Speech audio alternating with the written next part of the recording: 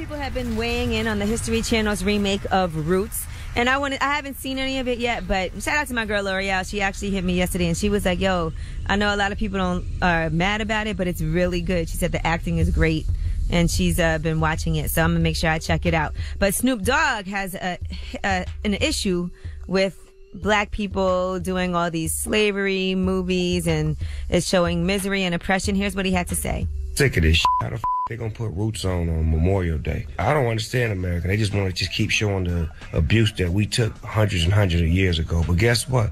We taking the same abuse. The only success we have is Roots and 12 Years a Slave and shit like that, huh?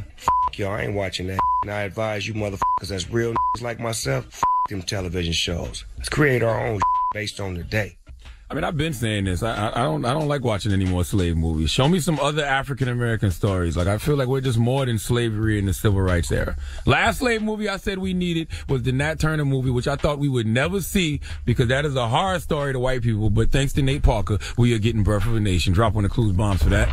And that's why I love Django too, because Django wasn't a victim. Okay, well, here is what Roland Martin had to say in response to Snoop Dogg. You have Snoop Dogg talking about how he's a real nigga. Well, maybe if Snoop actually watched Roots, he would realize that he's not the N-word. Also, you will never find somebody Jewish who says, you know what, it's way too many Holocaust films. Can we just move on?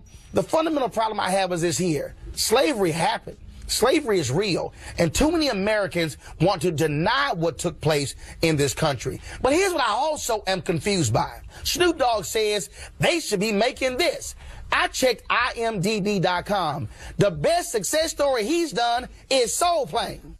First of all, Roland, he's got a lot of points, but so does Snoop. And let's be clear, Soul Plane was a great movie about a young black entrepreneur Kevin Hart who opened up their own airline, okay? How many black people you know that own an airline? It's a lot of people, little black kids that probably were touched and were saying to themselves, you know what, I can have my own airline one day because I saw Soul Plane.